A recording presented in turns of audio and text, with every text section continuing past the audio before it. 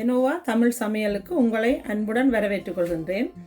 இதுவரை எனக்கு தொடர்ந்து ஆதரவு தந்து கொண்டிருக்கும் அன்பு உறவுகள் அனைவருக்கும் எனது மனமார்ந்த நன்றியை தெரிவித்துக் கொண்டு இன்று நான் மீண்டும் ஒரு புதிய சமையலோடு வந்திருக்கின்றேன். இன்று நான் உங்களுக்காக பூந்தி லட்டு எப்படி செய்வதென்று செய்து காட்டப் போகின்றேன். மிகவும் சுவையாக குறுகிய நேரத்தில் குறைந்த செலவில் வீட்டிலேயே எப்படி நீங்கள் கடையில் வேண்டாமல் பூந்தி லட்டு செய்யலாம் என்று செய்து காட்டப் போகின்றேன். பார்த்தீங்கன்னு சொன்னால் இந்த லட்டு உங்களுக்கு பார்த்தாலே தெரியும் எவ்வளவு நல்லா சாஃப்டாக நல்லா நாங்கள் வீட்டிலேயே செய்த பூந்தி லட்டு ரெடியாக இருக்குது. இந்த லட்டை செய்கிறதுக்கு தேவையான பொருட்கள் என்ன, எப்படி இந்த லட்டை நாங்கள் ரெடி பண்ணுறதுன்னு சொல்லி பார்க்க போகிறோம். வாங்கோ அதை என்னென்ன தேவையான பொருட்கள்னு பார்ப்போம்.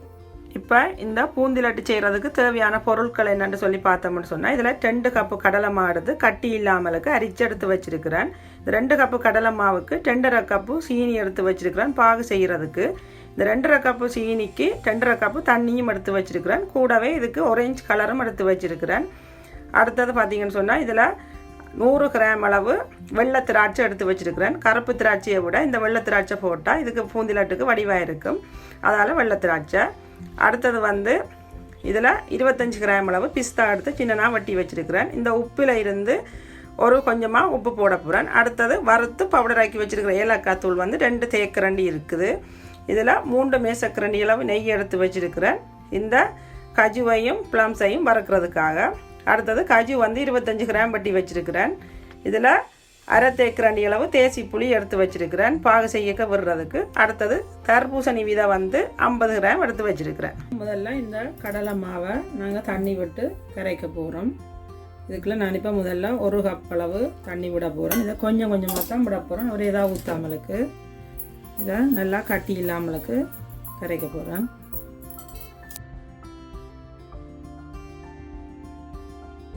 இப்போ பார்த்தீங்கன்னா இதை நான் சரியாக 1.5 கப்பு தண்ணி விட்டுருக்கிறேன். தண்ணி விட்டு இப்படி இந்த பதத்துக்கு கரைச்சிருக்கிறேன். நீங்கள் பார்த்துட்டு திரும்ப காணாட்டா விடலாம், இது அரையமாக காணும். இப்போ நான் இந்த டைமில் இந்த மாவுக்கு தேவையான அளவு உப்பு போட போகிறேன். மாவை டேஸ்ட் பண்ணி பார்த்து போடலாம். நான் இப்போ ஒரு 4 தேக்கரண்டி அளவு உப்பு போட்டுனேன். அதோட நாங்கள் இந்த எடுத்து வச்சுருக்கிற ஆரஞ்சு கலர் ஒரு 4 தேக்கரண்டி அளவு போடுறேன். எல்லாத்தையும் போட்டு ஒருக்கா நல்லா மிக்ஸ் பண்ணுவோம். இப்போ இதுக்குள்ள நான் திரும்ப கொஞ்சம் கலரிங் போட்ட கலரிங் காணாது.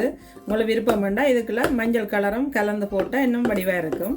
இப்போ இதை நல்லா கலந்து விட்டுட்டு இப்போ இனி என்ன செய்கிறேன்னு பார்ப்போம். பூந்தி லட்டு செய்கிறதுக்கு முதல்ல இந்த லட்டுக்கு பாகு செய்வோம். இப்போ எடுத்து வச்சுருக்கிற இந்த சீனியை இதுக்குள்ள நான் போடுறேன். இப்போ இதில் இருக்கிற இந்த சீனிக்கு நான் 2.5 கப்பு தண்ணி விட்டு இப்போ இதை ஒரு 4 இருந்து 5 நிமிஷம் இந்த அடுப்பை பற்ற வச்சு கொதிக்க விட்டு ஒரு கம்பி பதம் வரும் வரைக்கும் இதை பாகு செய்து நான் எடுக்க போகிறேன். பார்த்தீங்கன்னா சீனி பானி நல்லா கொதிச்சுட்டு இந்த டைமில் நான் இந்த உப்பு ஒரு துளி உப்பு போடுறேன் இதுக்குள்ள. இப்போ பார்த்தீங்கன்னா இந்த சீனி பானி சரியாக ஒரு கம்பி பதத்துக்கு உங்களுக்கு பார்த்தா தெரியும். இப்போ நான் அடுப்பை ஆஃப் பண்ணி போட்டு இந்த எடுத்து வச்சிருக்கிற 1/2 தேக்கரண்டி தேசி புளியை நான் இதுக்குள்ள விடுறேன். ஏனெண்டா அப்போ தான் இந்த சீனி பானி அப்படியே நாங்கள் காய்ச்சி வச்ச மாதிரியே கட்டிப்படாமலுக்கு இருக்கும். இதை நல்லா ஒருக்கா கலந்து வச்சுட்டு ஒரு சைடில் வச்சு போட்டு நாங்கள் இப்போ பூந்திக்கு மாவை கரைச்சி பொரிக்க போகிறோம். அதுக்கு முதல் இந்த கஜு பிளம்ஸுகளை நெய்யில் வறுப்போம். இப்போ சட்டி சூடாகிட்டுது. இதில் ஒரு மேசக்கரண்டி அளவு நெய்யை விட்டுட்டு நான் எடுத்து வச்சுருக்கிற இந்த தர்பூசணி விதையை இந்த நெய்யில் போட்டு நான் இதை பொரிச்சு எடுக்க போகிறேன். இப்போ இந்த தர்பூசணி விதை நல்லா பொரிஞ்சு கொண்டு வரைக்குள்ள வெடிக்க தொடங்கும். அந்த வெடிக்கிற சத்தம் தொடங்க நீங்கள் அடுப்பை நிப்பாட்டிடணும். இப்போ ரெடி ஆகிட்டுது. இதை நான் அடுப்பை ஓப்பன் பண்ண போகிறேன். அதே நெய்யிலேயே இந்த வட்டி வச்சுருக்கிற கஜுவையும் போட்டு வறுக்க போகிறேன். இப்போ கஜு ரெடி ஆகிட்டுது. கஜுவை அடுப்புலேருந்து இறக்க போகிறேன். இதில் இப்போ திரும்பவும் கொஞ்சமாக நெய் விட்டு இந்த திராட்சை எல்லாத்தையும் இதில் போட்டு வறுக்க போகிறேன். இந்த திராட்சை போட்டு இப்படியெல்லாம் பெருசாக வர தொடங்க அடுப்பை ஆஃப் பண்ணி இறக்க போகிறேன். இப்போ இந்த பூந்தியை பொரிக்கிறதுக்கு அடுப்பில் ஒரு சட்டியை வச்சு எண்ணெய் சூடாக்க வச்சுருக்கிறேன். எண்ணெய் சூடான பிறகு பூந்தியை பொரிக்க போகிறேன். இப்போ நாங்கள் இந்த கரைச்சி வச்சுருக்கிற கடலை மாவை இந்த எண்ணெய் சட்டியில் போட்டு பொரிக்க போகிறோம். நான் இங்கே இந்த பூந்தி பொரிக்கிற அந்த பூந்தி லட்டு கரண்டி வச்சுருக்கிறேன். இந்த கரண்டியில் இருந்து தான் நான் இந்த மாவை ஊற்ற போகிறேன். அல்லது உங்கள்கிட்ட இந்த கரண்டி இல்லைன்னு சொன்னால் நீங்கள் நார்மலாக எண்ணெய்க்கு நீங்கள் யூஸ் பண்ணுற கரண்டியை பாவிச்சு நீங்கள் இதை பொரிக்கலாம். இப்போ நான் இதுக்குள்ளே இந்த கரைச்சி வச்சுருக்கிற மாவை அள்ளி இந்த கொதிக்கிற எண்ணெய்க்குள்ள இந்த கரண்டியில் விட போகிறேன்.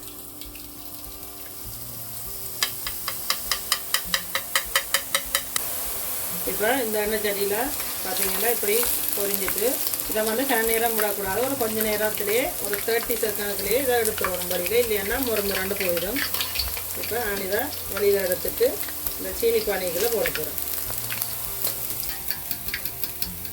இப்போ நான் காய்ச்சி வச்சுருக்கிற சீனி பானைகளை இதை கொண்டு போடுறேன். இதே மாதிரியே மிச்ச மாவையும் நான் பொரித்து எடுக்கலாம். இப்படியே நீங்கள் இதே மாதிரியே எல்லா மாவையும் பொரித்து எடுக்கணும். ஆனால் கன நேரம் விடாமலுக்கு பொரித்து எடுக்கணும். இப்போ இந்த பூந்தியெல்லாம் ரெடி ஆகிடுது. நல்லா உருண்டையாக எல்லாம் வந்திருக்கு. இப்போ இதை எண்ணெயை வடிச்சிட்டு நாங்கள் காய்ச்சி வச்சுருக்கிற பானைக்கு திரும்பவும் இதை போடுறோம். ஏன்னா பூந்தியெல்லாம் பொரித்து இந்த காய்ச்சி வச்சுருந்த சீனி பானைக்கு போட்டுட்டேன். இதில் கொஞ்சம் பூந்தியை எடுத்து நான் மிக்சியில் போட்டு ஒரு சுற்றி எடுத்துன்னு வந்து இதில் போட போகிறேன். இப்போ இதை மிக்சியில் போட்டு 2-3 சுற்றி அரைச்சி எடுத்துட்டேன். இப்போ இதையும் இதுக்குள்ளே போடுவோம். இப்படி போட்டிங்கன்னு சொன்னால் உங்களுக்கு பிடிக்கிறதுக்கு வந்து மிகவும் இலகுவாக இருக்கும். அதுக்காகத்தான் இதை அரைச்சி போட்டு நான் கொஞ்சத்தை எடுத்து இப்போ இது எல்லாத்தையும் நல்லா கிண்டி விடுவோம். இப்போ இதுக்குள்ள வறுத்து வச்சுட்டுருக்கிற இந்த கஜுவை போடுறேன். கூடவே இந்த விதையும் போடுறேன். அடுத்ததாக இந்த திராட்சை, இதில் வெட்டி வச்சிருக்கிற இந்த பிஸ்தாவும் போடுறேன். இதில் கொஞ்சம் நான் எடுத்து வைக்க போகிறேன் அலங்காரத்துக்கு போடுறதுக்கு. அடுத்ததாக ஏலக்காய் பவுடர் வந்து 2 தேக்கரண்டி எடுத்து வச்சுருக்கிறேன். நீங்கள் இது காணாட்டா திரும்ப போடலாம். நான் இதில் 2 தேக்கரண்டி தான் எடுத்து வச்சுருக்கிறேன். இப்போ எல்லாத்தையும் ஒருக்கா நல்லா மிக்ஸ் பண்ணி விடுவோம். இப்போ இது எல்லாம் போட்டு கலந்து விட்டாச்சு. இப்போ இது இருக்கலாம் நான் ஒரு மேசக்கரண்டி அளவு நெய் விடுறேன். கொஞ்சம் பாசமாக இருக்கும் அப்படி போட்டிங்கன்னு சொன்னால். இப்போ இது எல்லாத்தையும் கலந்துட்டு இந்த சூட்டோடையே அடுப்பில் வச்சு ஒருக்கா நான் அடுப்பு போடாமல் இந்த சூடான இடத்துல வச்சு இதை நல்லா இப்படி அமர்த்தி ஒருக்கா அந்த பிரியாணி நாங்கள் தம் போடுற மாதிரி இப்படி அமர்த்தி மூடி வைக்க போகிறேன். அப்போ தான் இந்த சுகர் சிரப்பெல்லாம் இந்த பூந்திக்குள்ளே போய் வடிவாக ஊறி இருக்கும், பிடிக்கிறதுக்கு நல்லா இருக்கும். அப்பட்டது எப்பவும் இந்த பூந்தி வந்து காயாமல் இருக்குது. நீங்கள் எவ்வளோ நாள் வச்சு சாப்பிட்டாலும் காயாமல் இருக்கும். இப்போ இதை ஒரு மூடி ஒரு 10லேருந்து ஒரு 15 நிமிஷம் மூடி வைக்க போகிறோம். இனி பானைக்கு 15 நிமிஷம் நான் மூடி வச்சது ரெடி ஆகிட்டு 15 நிமிஷம் ஆகிட்டு இதுவும் லட்டும் நல்லா ஆறிட்டுது. இப்போ நான் இதை